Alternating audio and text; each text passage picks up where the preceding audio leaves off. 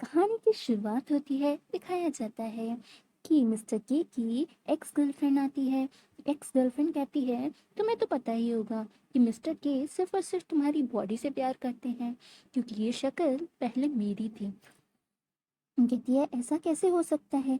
ये शक्ल, तुम कहना क्या चाहती हो? कहती है, क्योंकि मैंने सर्जरी कराई है। मिस्टर के अब मुझ में इसलिए इंटरेस्टेड नहीं है क्योंकि मेरी शक्ल तुम्हारी शक्ल जैसी नहीं है। फिर दिखाया जाता है, वो कहती है, नहीं मानती हो तो मैं तुम्हें प्रूफ भी दे सकती हूँ।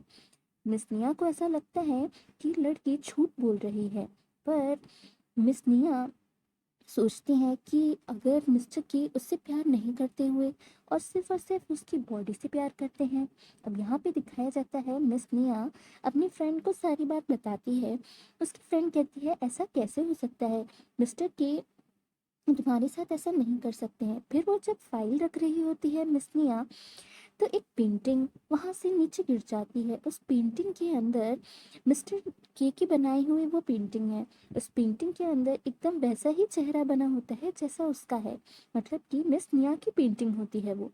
मिस निया जब उसे देखती है तो फिर नीचे जब वो उसकी डेट देखती है तो वो 5 साल पहले की होती है, जब मिस्टर के और मिस निया कभी मिले ही नहीं होते हैं। वो सोचती है कि शायद मिस्टर के की एक्स गर्लफ्रेंड की बात सच है और मिस्टर के उससे प्यार करते ही नहीं हैं, वो सिर्फ और सिर्फ उसकी बॉडी से प्यार करते हैं। अब यहाँ पे मिस निया का दिल टूट जाता है, क्योंकि वो समझ जाती है मिस्टर के और उसकी गर्लफ्रेंड सच बोल रहे हैं। मिस्टर के सिर्फ और सिर्फ उसकी बॉडी से प्यार करते हैं, उसके चेहरे से प्यार करते हैं।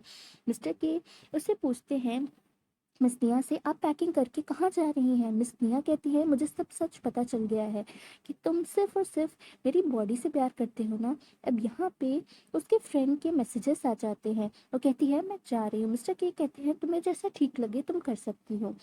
मिस्टर के का दिल टूट जाता है और मिस्टर के ड्रिंक कर रहे होते हैं। अब यहाँ पे दिखाया जाता है, एक लड़की उससे आके गले लग जाती है। वो लड़की कोई और नहीं, उसकी एक्स गर्लफ्रेंड है।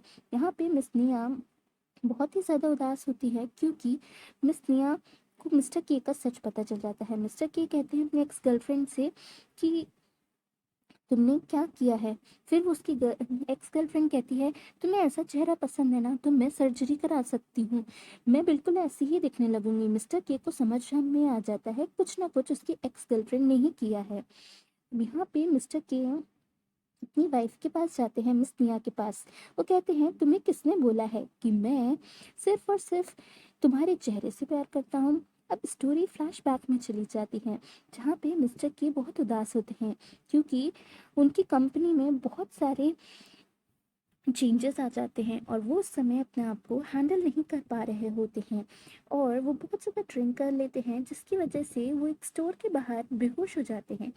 वहाँ पे मिस निया आती है और उसे अपना मफलर दे देती है और कहती है, तुम अपना ध्यान रखना और तुम्हें अगर कुछ खाने के लिए चाहिए है तो मैं ज़रूर ले आऊँगी। जब मिस्टर के सही हो जाते हैं तो वो उसकी पेंटिंग बनाते हैं और यहाँ पे हमें पता चलता है कि वो उससे अभी से नहीं, 5 साल पहले से प्यार कर रहे हैं। वो हमेशा हर जगह उसे ही ढूंढा करते हैं। जब उन्होंने उसे पहली बार उसकी कंपनी में देखा था फ्लैट लेते टाइम, तो वो समझ गए थे ये वही लड़की है। मिस निया को भी ये बात याद आ जाती है कि कुछ साल पहले उसने किसी की हेल्प की थी। दिखाया जाता है यहाँ पे मिस निया मिस्टर की जो भी कंफ्यूजन होते हैं और लड़ाई होती है वो सॉल्व हो जाती है। दिखाया जाता है यहाँ पे मिस निया आज बहुत सारी शॉपिंग करके आई हुई होती है, क्योंकि वो बहुत खुश होती है अपने नए वर्क पे काम जाने के लिए, क्योंकि उसे डिज़ाइनिंग करना बहुत पसंद है।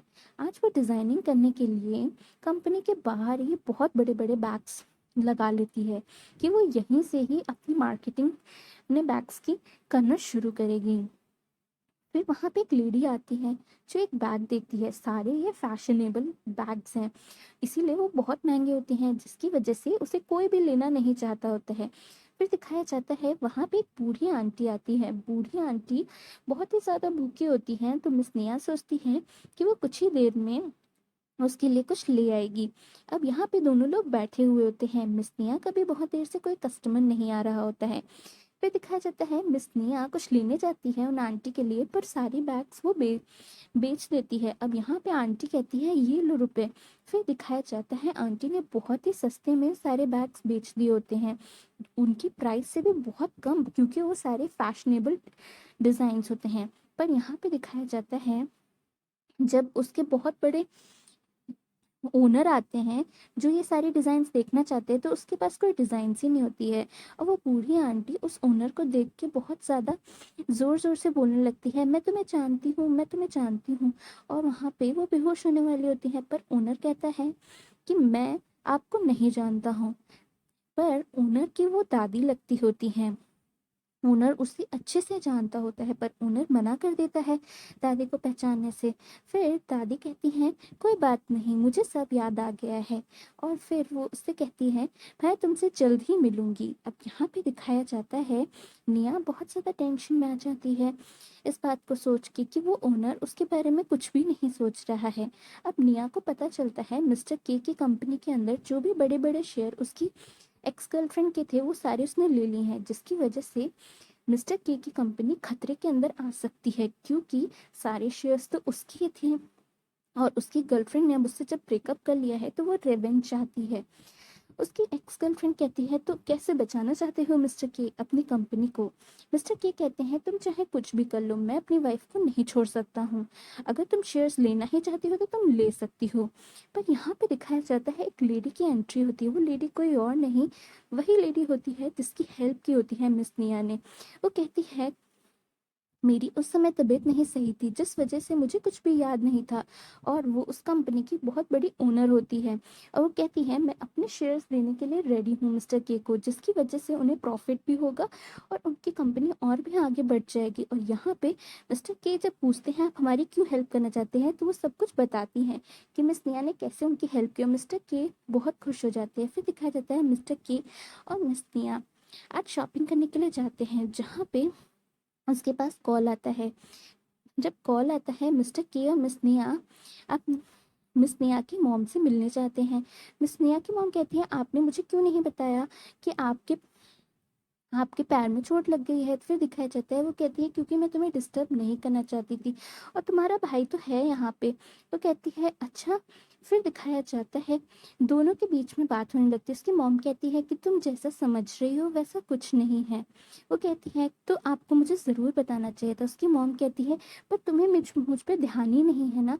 और वो उसके भाई की साइड लेने लगती है, और यही सारी बात दिखा मिस निया अपनी मॉम के बारे में बताती है मिस्टर के को। मिस्टर के कहते हैं कोई बात नहीं, अगर तुम्हारी ऐसी कोई बहस हो गई है तो हम तुम्हारी मॉम से मिलने चलते हैं। दिखाया जाता है वो उसकी मॉम के साथ मिलने आती है। हमें यहाँ पे पता चलता है उसकी मॉम जब वो छोटी थी तो स्टडीज़ करने के लिए उसके भाई को भेज देती है और मना कर देती है उसको जाने के लिए। पर अब जब मिस निया की बहुत ही अच्छी जगह शादी हो गई है और वो बहुत रिच हो गई है, तो उसकी मॉम चाहती है मिस्टर के अपने शेयर्स उसके भाई को भी दे दे। पर यहाँ पे वो बहुत ही ज़्यादा ऐसा चाहती होती है कि सब कुछ उसके भाई को मिले, और वो मिस निया की केयर भी नहीं करती है। वो मिस की निया की केयर तब तक ही करती है जब तक कि मिस्टर के उसे कहते हैं कि वो सारे शेयर्स देने के लिए रेडी हैं।